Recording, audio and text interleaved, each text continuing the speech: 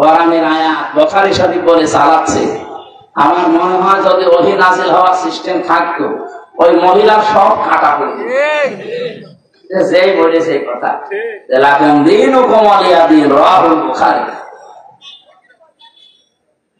আমরা কোরআনের ব্যাপারে যে কথাগুলো এখন থেকে তাহলে শুনবো, কোন সন্দেহ নেই এর ভেতরে একটা শব্দ আজ পর্যন্ত ওলট পালট হয়নি, কিয়ামত পর্যন্ত হবে না। এরকম একটা কিতাব শোনার জন্য আমরা বসে আছি, যে কিতাবের একটা অক্ষর শুনলে পড়লে 10টা নেকি হয়। কয়টা? আরো জোরে বলেন। ইন্নাল্লাযী লাইসা ফী জাওফিহি শাইউম মিনাল কুরআনি কাল বাইতিল খারিব।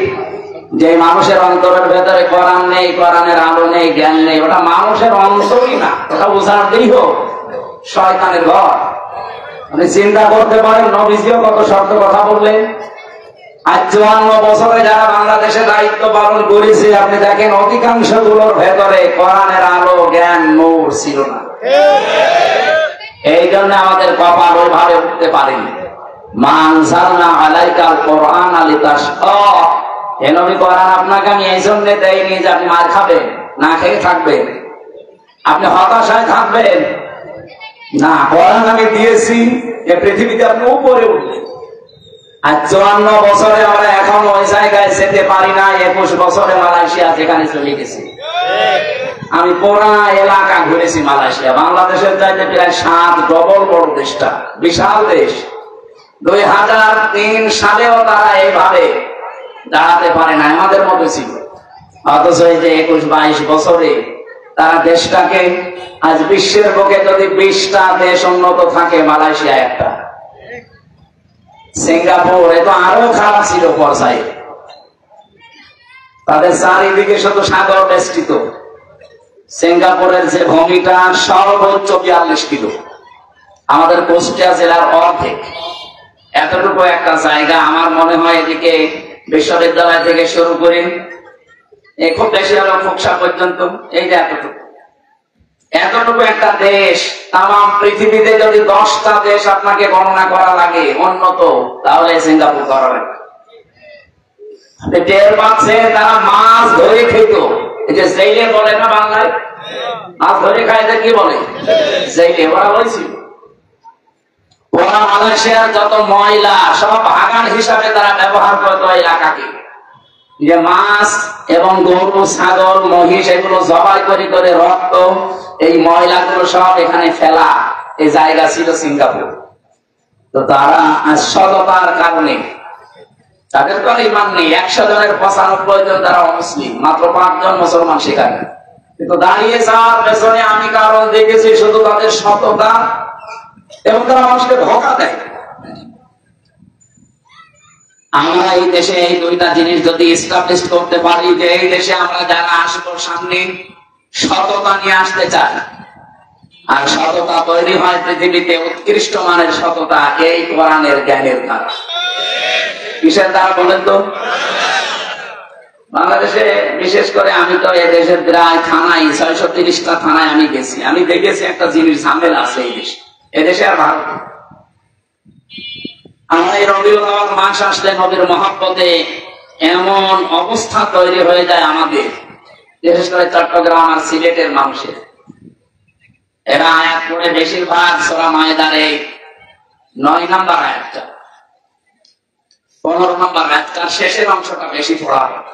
قد جاءكم من الله نور وكتاب مبين। অবশ্যই আল্লাহর পক্ষ থেকে তোমাদের কাছে এসেছে স্পষ্ট নূর, কিতাব।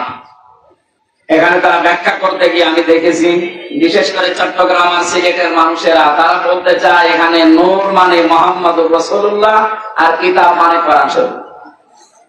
অথচ যারা তাফসীর পড়ে গভীরভাবে বোঝে, এর পরের যে আয়াত আপনি দেখেন, কোন আয়াতের তাফসীর করতে হলে উসুলে তাফসীরের মূল নীতি যে 15টা, তার ভেতর একটা এইটা আছে যে আগের আয়াত পরের আয়াতের সাথে কি সম্পর্ক আছে, এটা আপনাকে জানা লাগবে। নয়তো আন্দাজে এক আয়াত থেকে তাফসীর করতে গেলে আপনি ভুল করে ফেলবেন। এটা মূল নীতির ভেতরে পড়ে। এরপরে আয়াত আগের আয়াতের দিকে একটু খেয়াল করলে এটা কিন্তু সমাধান হয়ে যায়। বাংলাদেশে যেটা নিয়ে আমরা অনেকে কাফের পর্যন্ত ফতোয়া দিতে দ্বিধাবোধ করি না। যারা নবীকে নূরের তৈরি মনে করে না তারা নাকি কাফের, এই কথা অনেকে বলে না। আমাদের এই সমস্ত জেলা এগুলো কম। আপনি চট্টগ্রামে যান, আমরা জানা যায় না তো করে দিবে এমন কড়া, ওরা মিঠা সন্নি, কড়া সন্নি, আরো বিভিন্ন নাম নিয়েছে। আমি এই শব্দটা পড়তে গিয়ে দেখলাম আল্লাহ রাব্বুল আলামিন এখানে قد جاءكم من الله نور وكتاب مبين এই শব্দ বলার পরে এরপরে এইগুলো যে সব এক জিনিস তার প্রমাণ দিয়েছেন পরের আয়াতে। আলেমদেরকে বলছি বাড়িতে একটু মিলাবেন, শব্দটা দেখবেন। এখানে আছে অবশ্যই আল্লাহর পক্ষ থেকে এসেছে নূর, স্পষ্ট কিতাব।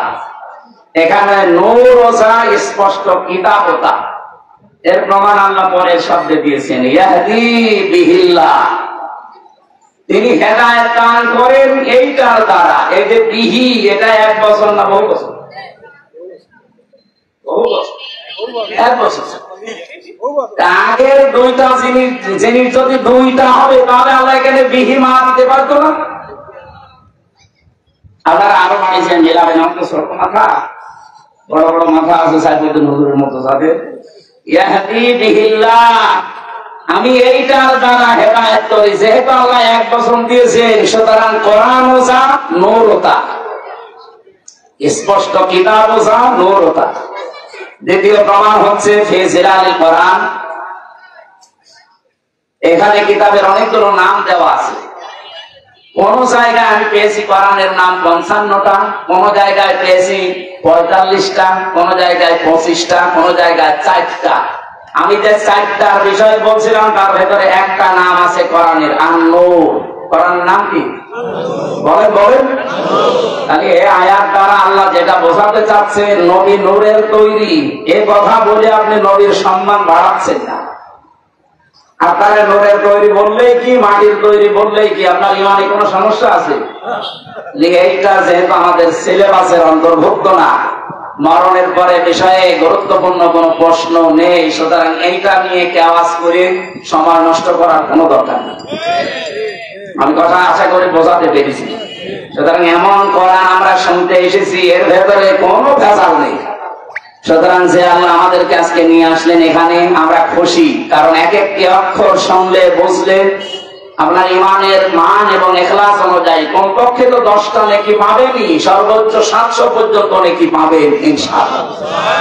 আল্লাহ আমাদেরকে সর্বোত্তমটা যেন আমাদের ইমান অনুযায়ী দান করেন, বলেন আমিন। দরুদ আর সালাম পাঠ করার মাধ্যমে আমরা তেলাওয়াত কি করতে যাচ্ছি। আমরা পড়েছি সূরা আনআম 50 নম্বর আয়াতের শেষের অংশটুকু। আমরা যে সমস্ত বিষয়গুলো নিয়ে রবিউল আউয়াল আসলে মাতামাতি করে ফেলি, নবীকে এমন এমন জিনিস দিয়ে দেয়, আল্লাহ রাব্বুল আলামিন ওই বিষয়টা ক্লিয়ার করছেন আয়াতে। হে নবী, আপনি আপনার উম্মতদেরকে বলেন, কুল্লা আকুলু লাকুম ইনদি খাযাইনুল্লাহ ওয়ালা আ'লামুল গায়বা ওয়ালা আকুলু লাকুম ইন্নী মালাক। আপনি মানুষকে বলেন, আমি কিন্তু এই কথা বলি না যে আমার কাছে আল্লাহর ধন ভান্ডার আছে। নবীর কাছে যদি আল্লাহর ধন ভান্ডার না থাকে, এ পৃথিবীতে আর কোন আল্লাহর ওলি আছে তার দরবারে ধন ভান্ডার থাকতে পারে? আজকে আমি দিনের বেলা রাজবাড়ি ছিলাম, গরন্দ ঘাটের পাশে, ওর পাশেই তো আল্লাহর ওলির দরবার। ধন ভান্ডার নিয়ে বসে আছে কাজা, কেউ ফেরে না খালি হাতে। নবীজিকে আল্লাহ পরিষ্কার ভাষায় জানিয়েছেন, নবী আপনি বলেন আমার কাছে আল্লাহর ধন ভান্ডার আছে, আমি এই কথা বলি না। বলেন তো আল্লাহর পরে যার স্থান, তার কাছে যদি এটা না থাকে, কোন মহামানবের কাছে থাকতে পারে? সুতরাং এটা যে পুরাটা বানোয়াট, মিথ্যা, ধোঁকাবাজি, প্রতারণা, এটা আপনাকে বিশ্বাস করা লাগবে। আমি নিচে নামতে পারলাম না আপনাদের কারণে। 2 নম্বরে ওয়ালা আ'লামুল গায়বা, আমি এই কথা বলি না যে আমি গায়েব জানি। গায়েব জানা এ বিষয়টা শুধুমাত্র এখতিয়ার কার? আল্লাহ যতটুকু জানিয়েছে অতটুকু ছাড়া অদৃশ্যের খবর কেউ জানে না। কত ভণ্ড আজকে বাংলাদেশে, বিশেষ করে সাংস্কৃতিক রাজধানী কুষ্টিয়ায় আছে, ওরা কত কিছু দেখে বলে দেয় যে এই আছে। কুষ্টিয়ার স্টেশনে যান, কোর্ট স্টেশনে আল্লাহর ওলি বসে আছে, হাত দেখে বলে ফেলে যে আপনার 3 বউ হবে। আমি বিশ্ববিদ্যালয়ে প্রথমে যখন এসেছিলাম ওই সময় তো কুষ্টিয়ায় আমি নতুন, আমি ছোটবেলা থেকে চুয়াডাঙ্গা, বরিশাল এই সমস্ত জেলা। 10 সালে আমার কুষ্টিয়া প্রবেশ করা। ওই সময় একজন স্টেশনে বসতো, হাত দেখে মানুষের ভাগ্য বলে দিত। আমি ওই সময় একবার দেখিয়েছিলাম, আমি তো ছাত্র, আমার এই যে মাঝখানে 3টা দাগ দেখে বলছে আপনার 3 বউ হবে। এই যে ইনার নাতি আমার ঘরে। যাই ওই সময় আরো 1 বছর পরে আমার বিয়ে হয়েছিল, সেই একটাই তো আছে। আমার তো এখনো এই ভাগ্যের রেখার সাথে মেলে না। মেলবে কিনা আমি জানি না, মেলার দরকার নেই। সুতরাং এই হাত দেখে যারা উল্টা পাল্টা কথা এগুলো বলে, ওদের ভাগ্যের পরিবর্তন ওরা করে নিতে পারে না। বিশ্বাস করেন এগুলো সব ধোঁকা। এই যে পাথর দিয়ে যারা ব্যবসা করে, লিটন দেওয়ান চিশতি ঢাকা প্রান্ত পথে প্রায় 5 লাখ টাকা ভাড়া ওই ঘরটা, আর পাথরের ব্যবসা করে ওই দোকান ভাড়া দেয়, রাজার হারে চলে। এত দলিল দেওয়ার পরেও দেশের মানুষ এখনো পর্যন্ত সচেতন হয় না। আমি এইটা 8-9 দিন আগে এসেছি কাবা শরীফ থেকে। কাবায় যে পাথরটা, এটা জান্নাতের পাথর, কিন্তু এই পাথরের কোনো ক্ষমতা নেই। যারা বলে যে এখানে চমা দিলে গোনা সব শুষে নেয়, আমি অথেন্টিক হাদিস পাইনি। যারা পেয়েছেন একটু দেখাবেন তো। না পেয়েছেন আপনি? গোনা শুষে নেয় এরকম কথা তো আমি পেলাম না। কোথায় পেয়েছে আল্লাহ জানে। হযরত ওমর মাঝে মাঝে পাথরের দিকে তাকিয়ে একটা ছড়ি বা লাঠি নিয়ে বলতেন, পাথর, আমি শুধু দেখেছিলাম যে নবীজি তোমাকে চমা দিয়েছে, এই কারণে তোমার চমা দেই। তুমি আমার ভালো করতে পারো না, মন্দ করতে পারো না। আমি যদি দেখতাম যে নবীজি তোমাকে চমা দেয়নি, আমি জীবনে তোমার চমা দিতাম না, এবং এই কাবা ঘরের সাথে থাকতেও দিতাম না, আর লাঠি দিয়ে পিটিয়ে টুকরা টুকরা করে ফেলতাম।